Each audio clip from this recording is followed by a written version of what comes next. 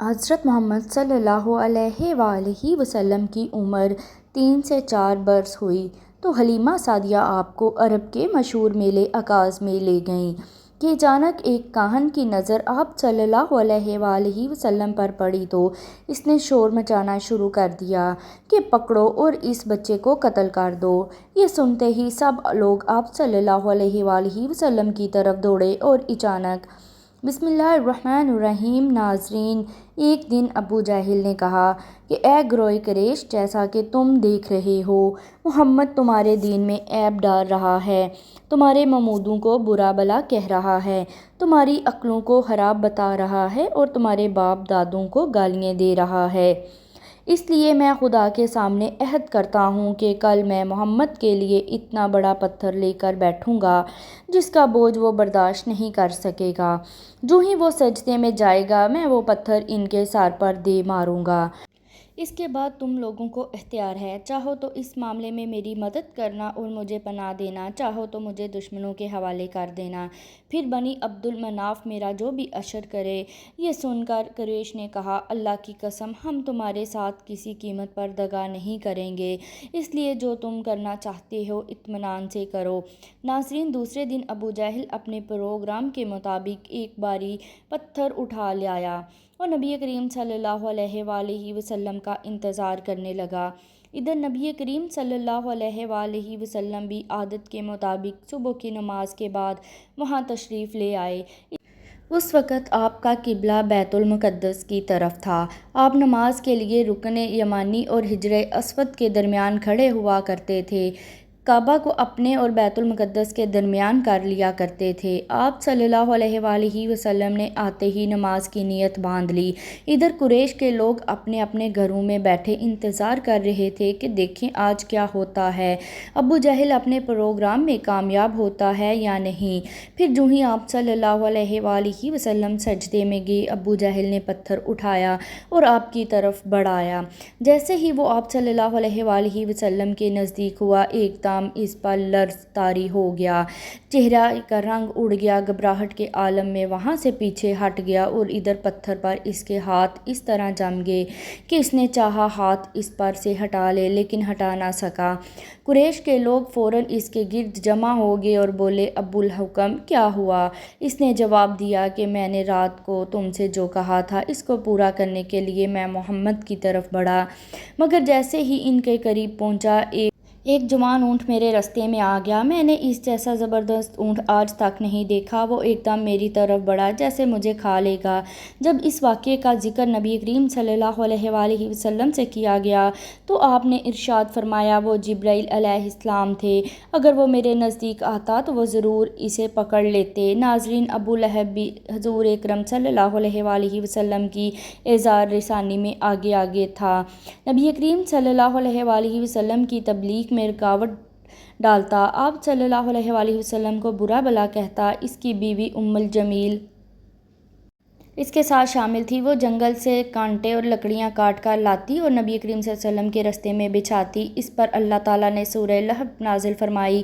اس میں ابو لہب کے ساتھ اس کی بیوی کو بھی عذاب کی خبر دی گئی۔ وہ غصے میں آگ بگولا ہو گئی، پتھر ہاتھ میں لیے آپ صلی اللہ علیہ وسلم کی طرف بڑھی۔ اس وقت آپ صلی اللہ علیہ وآلہ وسلم کے ساتھ حضرت ابو بکر صدیق رضی اللہ تعالیٰ عنہ موجود تھے۔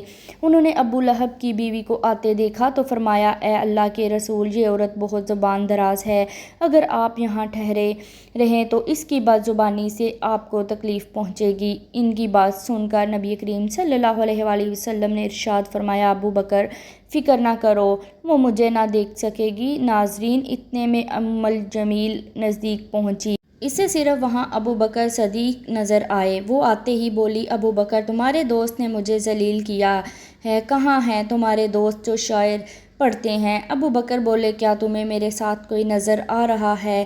کیوں کیا بات ہے؟ مجھے تمہارے ساتھ کوئی نظر نہیں آ رہا۔ انہوں نے پوچھا تم ان کے ساتھ کیا کرنا چاہتی ہو؟ جواب میں اس نے کہا میں یہ پتھر ان کے منہ پر مارنا چاہتی ہوں، انہوں نے میری شان میں نازبانہ شعر کہے ہیں۔ ناظرین، وہ سورہ لہب کی آیات کو شعر سمجھ رہی تھی۔ اس پر انہوں نے کہا نہیں، اللہ کی قسم وہ شاعر نہیں ہے، وہ تو شعر کہنا جانتے ہی نہیں۔ انہوں نے انہوں نے تمہیں ذلیل کیا ہے۔ یہ سن کر وہ واپس لوٹ گئی۔ ابو بکر صدیق نے آپ صلی اللہ علیہ وآلہ وسلم سے پوچھا، اے اللہ کے رسول، وہ آپ کو دیکھ کیوں نہیں سکی؟ آپ صلی اللہ علیہ وآلہ وسلم نے ارشاد فرمایا، ایک فرشتے نے مجھے اپنے پروں میں چھپا لیا تھا۔ ایک روایت کے مطابق آپ نے یہ جواب ارشاد فرمایا تھا، میرے اور اس کے درمیان ایک آڑ پیدا کر دی گئی تھی۔ ناظرین، ابو لہب کے ایک بیٹے کا نام عتبہ تھا اور دوسرے کا نام عتیبہ تھا۔ اعلان نبوت سے پہلے نبی کریم صلی اللہ علیہ وآلہ وسلم نے اپنی دو بیٹیاں حضرت رقیہ اور حضرت ام کلثوم کا نکاح ابو لہب کے ان دو بیٹوں سے کرا دیا تھا۔ یہ صرف نکاح ہوا تھا، ابھی رخصتی نہیں ہوئی تھی۔ اسلام کا آغاز ہوا اور سورہ لہب نازل ہوئی تو ابو لہب نے غصے میں آ کر اپنے بیٹوں سے کہا، اگر تم محمد کی بیٹیوں کو طلاق نہیں دو گے تو میں تمہارا چہرہ نہیں دیکھوں گا۔ چنانچہ ان دونوں نے انہیں طلاق دے دی۔ اس موقع پر عتبہ نبی کریم صلی اللہ علیہ وآلہ وسلم کی خدمت میں حاضر ہوا اور اس نے آپ کی شان میں گستاخی کی۔ آپ کی صاحبزادیوں کی وجہ سے پہلے ہی غمگین تھے۔ ان حالات میں آپ نے اس کے حق میں بد دعا فرمائی، اے اللہ، اس پر اپنے کتوں میں سے ایک کتا مسلط فرما۔ عتیبہ یہ بد دعا سن کر وہاں سے لوٹ آیا۔ اس نے اپنے باپ ابو لہب کو سارا قصہ سنایا۔ اس کے بعد دونوں باپ بیٹا ایک قافلے کے ساتھ ملک شام کی طرف روانہ ہو گئے۔ راستے میں یہ لوگ ایک جگہ ٹھہرے۔ وہاں قریب ہی ایک راہب کی عبادت گاہ تھی۔ راہب ان کے پاس آیا۔ اس نے انہیں بتایا، اس علاقے میں جنگلی درندے رہتے ہیں۔ ابو لہب یہ سن کر خوفزدہ ہو گیا۔ نبی کریم صلی اللہ علیہ وآلہ وسلم کی بد دعا اسے یاد آ گئی۔ اس نے قافلے والوں سے کہا، تم لوگ میری حیثیت سے باخبر ہو اور یہ بھی جانتے ہو کہ میرا تم پر کیا حق ہے۔ انہوں نے یکزباں ہو کر کہا، بے شک ہمیں معلوم ہے۔ ابو لہب یہ سن کر بولا، تب تم ہماری مدد کرو، میں محمد کی بد دعا کی وجہ سے خوفزدہ ہو گیا ہوں، اس لیے تم لوگ اپنا سامان اس عبادت گاہ کی طرف رکھ کر اس پر میرے بیٹے کا بستر لگا دو اور اس کی چاروں طرف تم لوگ اپنا بستر لگا لو۔ ناظرین، لوگوں نے ایسا ہی کیا۔ یہی نہیں، انہوں نے اپنے چاروں طرف اپنے اونٹوں کو بھی بٹھا دیا۔ اس طرح عتبہ ان سب کے درمیان میں آ گیا۔ وہ سب اس کی پاسبانی کرنے لگے۔ ان تمام احتیاطی تدابیر کے باوجود نبی کریم صلی اللہ علیہ وآلہ وسلم کی پیش گوئی پوری ہوئی۔ نصف رات کے قریب ایک شیر وہاں آیا اور سوئے ہوئے لوگوں کو سونگھنے لگا۔ ایک ایک کو سونگھتے ہوئے وہ آگے بڑھتا رہا، یہاں تک کہ وہ لمبی چھلانگ لگا کر عتبہ تک پہنچ گیا۔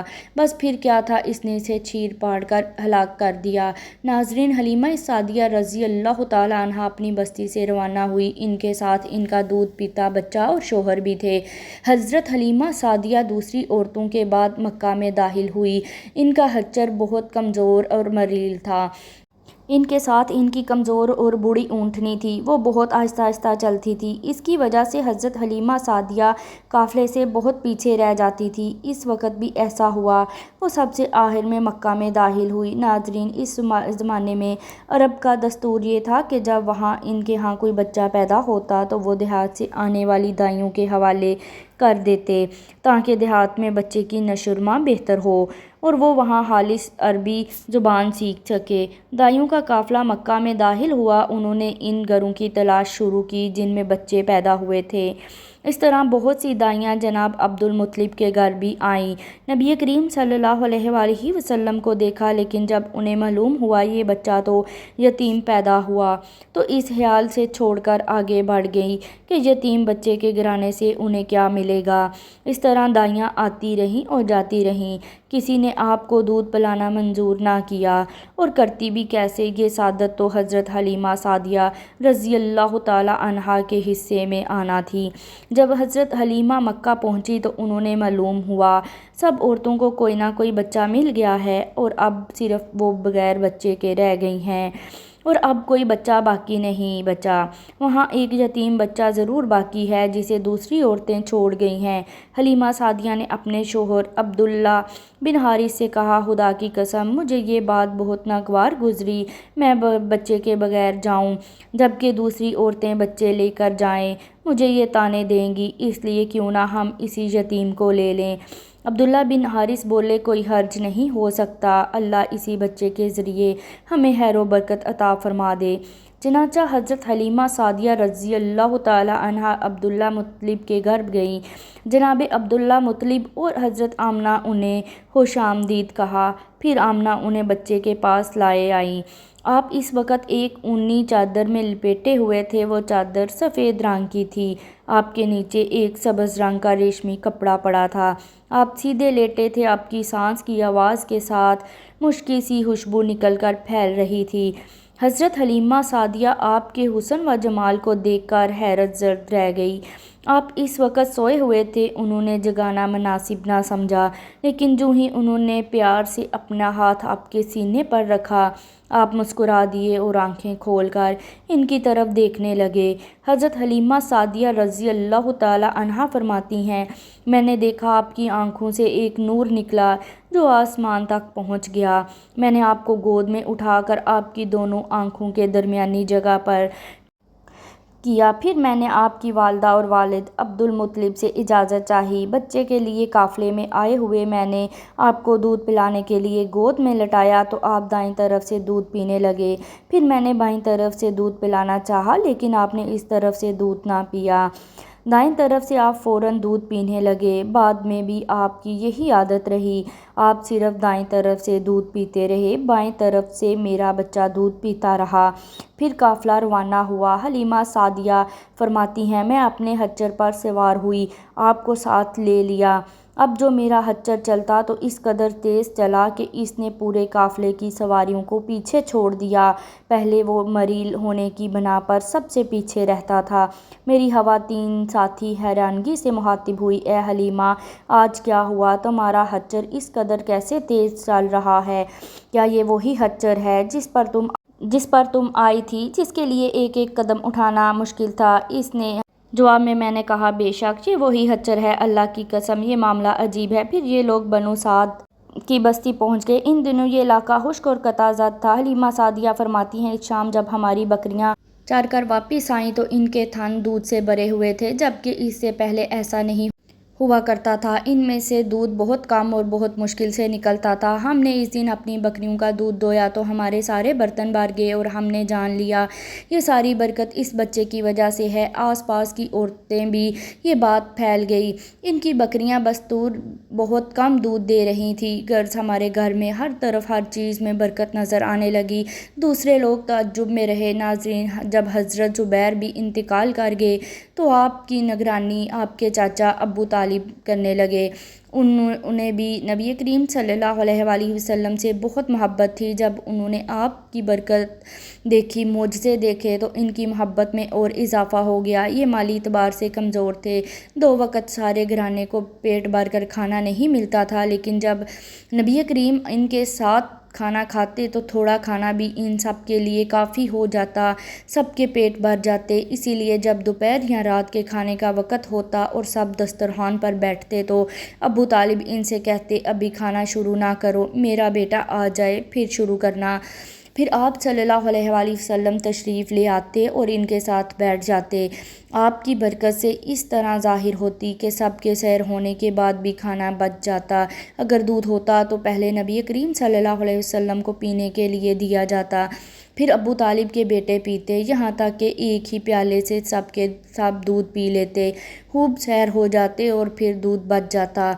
नाज़रीन, अबू तालिब एक बार जुल अजाज़ के मेले में गए। ये जगह अरफात से तकरीबन 8 किलोमीटर दूर है। इनके साथ रसूलुल्लाह सल्लल्लाहु अलैहि वसल्लम भी थे। ऐसे में अबू तालिब को प्यास महसूस हुई। उन्होंने आप सल्लल्लाहु अलैहि वसल्लम से फरमाया, भतीजे मुझे प्यास। ये बात उन्होंने इसलिए नहीं कही थी कि आपके पास पानी था, बल्कि अपनी बेचैनी जाहिर करने के लिए कही थी। चाचा की बात सुनकर आप फ़ौरन सवारी से उतरे और बोले, चाचा जान, आपको प्यास लगी है? उन्होंने कहा, हाँ भतीजे, प्यास लगी है। ये सुनते ही आपने एक पत्थर पर अपना पाँव मारा। जो ही आपने पत्थर पर पाँव मारा, इसके नीचे से साफ़ और उम्दा पानी फूट निकला। उन्होंने ऐसा पानी पहले कभी नहीं पिया था। खूब सैर होकर पानी पिया। फिर उन्होंने पूछा, भतीजे ये क्या, आप सैर हो चुके हैं? नबी करीम सल्लल्लाहु अलैहि वसल्लम ने इरशाद फरमाया, हाँ। आपने इसी जगह अपनी एड़ी फिर मारी और वो जगह दोबारा ऐसी खुश्क हो गई जैसे पहले थी।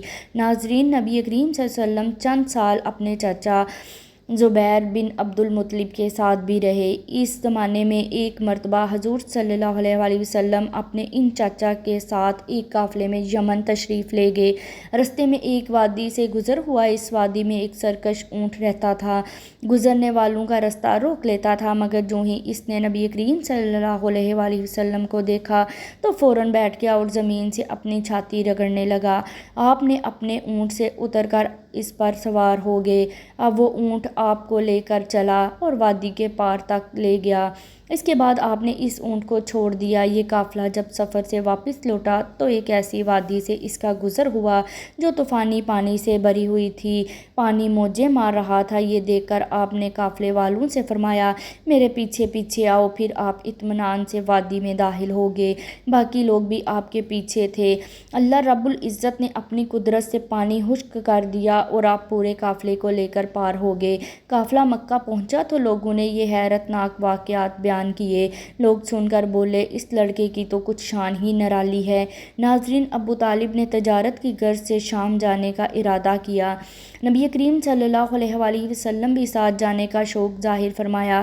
بعض روایت میں ہے کہ آپ نے جانے کے لیے خاص طور پر فرمائش کی۔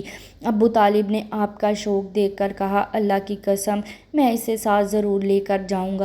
نہ یہ کبھی سے جدا ہو سکتا ہے، نہ میں اس سے کبھی اپنے سے جدا کر سکتا ہوں۔ آخر ابو طالب نے آپ کو ساتھ لے کر روانہ ہوئے، آپ کو اپنی اونٹنی پر بٹھایا۔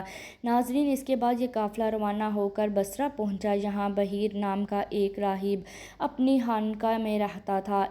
اس کا اصل نام جرجیس تھا، بحیر اس کا لقب تھا۔ زبردست عالم تھا۔ حضرت عیسیٰ علیہ السلام کے زمانے سے اس خانقاہ کا راہب نسل در نسل یہ عالم فاضل خاندان ہی چلا آ رہا تھا۔ اس طرح زمانے میں ان کا سب سے بڑا عالم بحیر ہی تھا۔ قریش کے لوگ اکثر بحیر کے پاس سے گزرا کرتے تھے، مگر اس نے بھی ان سے کوئی بات نہیں کی تھی۔ مگر اس بار اس نے قافلے میں آپ کو دیکھ لیا تو پورے قافلے کے لیے کھانا تیار کروایا۔ بحیر نے یہ منظر بھی دیکھا کہ نبی کریم صلی اللہ علیہ وسلم پر ایک بدلی سایہ کیے ہوئے تھی۔ جب یہ قافلہ ایک درخت کے نیچے آ کر ٹھہرا تو اس نے بدلی کی طرف دیکھا۔ وہ اس درخت پر سایہ ڈال رہی تھی اور اس درخت کی شاخیں اس طرف تھیں جدھر نبی کریم موجود تھے۔ اس نے دیکھا بہت سی شاخوں نے آپ کے اوپر جمگٹا سا کر لیا تھا۔ اصل میں ہوا یہ تھا کہ جب نبی کریم صلی اللہ علیہ وسلم اس درخت کے پاس پہنچے تو قافلے کے لوگ پہلے ہی سایہ دار جگہ پر قبضہ کر چکے تھے۔ اب آپ کے لیے کوئی سایہ دار جگہ نہیں بچی تھی۔ چنانچہ آپ جب دھوپ میں بیٹھے تو شاخ نے اپنا رخ تبدیل کر لیا اور آپ کے اوپر جمع ہو گئے۔ اسی طرح آپ مکمل طور پر سائے میں ہو گئے۔ بحیر نے یہ منظر صاف دیکھا تھا۔ آپ کی یہ نشانی دیکھ کر اس نے قافلے والوں کو پیغام بھجوایا، اے قریش والو، میں نے آپ لوگوں کے لیے کھانا تیار کروایا ہے۔ میری خواہش ہے آپ تمام لوگ کھانا کھانے آئیں، یعنی بچے، بوڑھے اور غلام سب۔ بحیر کا یہ پیغام سن کر قافلے میں سے ایک شخص نے کہا، اے بحیر، آج تو آپ نیا کام کر رہے ہیں۔ ہم تو اکثر اس رستے سے گزرتے ہیں، آپ نے کبھی دعوت کا انتظام نہیں کیا، پھر آج کیا بات ہے؟ بحیر نے انہیں صرف اتنا جواب دیا، تم نے ٹھیک کہا، لیکن بس آپ لوگ مہمان ہیں اور مہمان کا اکرام کرنا بہت اچھی بات ہے۔ اس طرح تمام لوگ بحیر کے پاس پہنچ گئے، لیکن اللہ کے رسول ان کے ساتھ نہیں تھے، انہیں پڑاؤ ہی میں چھوڑ دیا گیا تھا۔ ناظرین، آپ کو قافلے کے ساتھ اس لیے نہیں لے جایا گیا تھا کہ آپ کم عمر تھے۔ آپ وہیں درخت کے نیچے بیٹھ گئے۔ ادھر بحیر نے لوگوں کو دیکھا اور ان میں سے کسی وہ صفت بھی نظر نہ آئی جو آخری نبی کے بارے میں اسے معلوم تھی، اور نہ ان میں سے کسی پر بدلی نظر آئی، بلکہ اس نے عجیب بات دیکھی کہ وہ بدلی وہیں پڑاؤ کی جگہ پر ہی رہ گئی ہے۔ اس کا صاف مطلب تھا یہ بدلی وہیں ہے جہاں اللہ کے رسول ہیں۔ تب اس نے کہا، اے قریش کے لوگوں، میری دعوت سے آپ میں سے کوئی بھی پیچھے نہیں رہنا چاہیے۔ اس پر قریش نے کہا، اے بحیر، جن لوگوں کو آپ کی اس دعوت میں لانا ضروری تھا ان میں سے تو کوئی رہا نہیں، ہاں ایک لڑکا رہ گیا ہے جو بہت کم عمر ہے۔ بحیر بولا، تب پھر بھی مہربانی فرما کر اسے بلائیں، یہ کس قدر بری بات ہے، آپ سب آئے اور آپ میں سے ایک رہ جائے۔ میں نے آپ لوگوں کے ساتھ دیکھا تھا۔ تب ایک شخص گیا اور آپ کو ساتھ لے کر بحیر کی طرف روانہ ہوا۔ اس وقت وہ بدلی آپ کے ساتھ ساتھ چلی اور تمام راستے میں اس نے آپ پر سایہ کیے رکھا۔ بحیر نے یہ منظر صاف دیکھا، وہ اب آپ کو اور زیادہ غور سے دیکھ رہا تھا اور آپ کے جسم مبارک سے وہ علامات تلاش کر رہا تھا جو ان کی کتب میں درج ذیل تھی۔ جب لوگ کھانا کھا چکے اور ادھر ادھر ہو گئے تب بحیر آپ کے پاس آیا اور بولا، میں لات اور عزیٰ نام پر آپ سے چند باتیں پوچھنا چاہتا ہوں، جو میں پوچھوں آپ مجھے بتائیں۔ اس کی بات سن کر آپ نے فرمایا، لات اور عزیٰ کے نام پر مجھ سے کچھ نہ پوچھو، اللہ کی قسم مجھے سب سے نفرت ہے، انہی سے ہے۔ اب بحیر بولا، اچھا تو پھر اللہ کے نام پر بتائیں جو میں پوچھنا چاہتا ہوں۔ آپ نے فرمایا، پوچھو، کیا پوچھنا ہے؟ بہت سے سوالات کیے، آپ کی عادات کے بارے میں پوچھا۔ اس کے بعد اس نے آپ کی کمر پر کپڑا ہٹا کر مہر نبوت کو دیکھا، وہ بالکل ویسی تھی جیسا اس نے اپنی کتابوں میں پڑھا تھا۔ اس نے فوراً مہر نبوت کو بوسہ دیا۔ قریش کے لوگ یہ سب دیکھ رہے تھے اور حیران ہو رہے تھے۔ آخر لوگ کہے بغیر نہ رہ سکے، راہب محمد میں بہت دلچسپی لے رہا تھا، شاید اس کے نزدیک ان کا مرتبہ بہت بلند ہے۔ ادھر نبی کریم سے بات چیت کرنے کے بعد بحیر ابو طالب کی طرف آیا اور بولا، یہ لڑکا تمہارا کیا لگتا ہے؟ ابو طالب نے فرمایا، یہ میرا بیٹا ہے۔ اس پر بحیر نے کہا، نہیں، یہ تمہارا بیٹا نہیں ہو سکتا، اس کا باپ زندہ ہو۔ ابو طالب کو یہ سن کر حیرت ہوئی، پھر انہوں نے کہا، دراصل یہ میرے بھائی کا بیٹا ہے۔ ان کا باپ کہاں ہے؟ وہ فوت ہو چکا، اس کا انتقال اس وقت ہو گیا جب ابھی میں پیدا بھی نہیں ہوا۔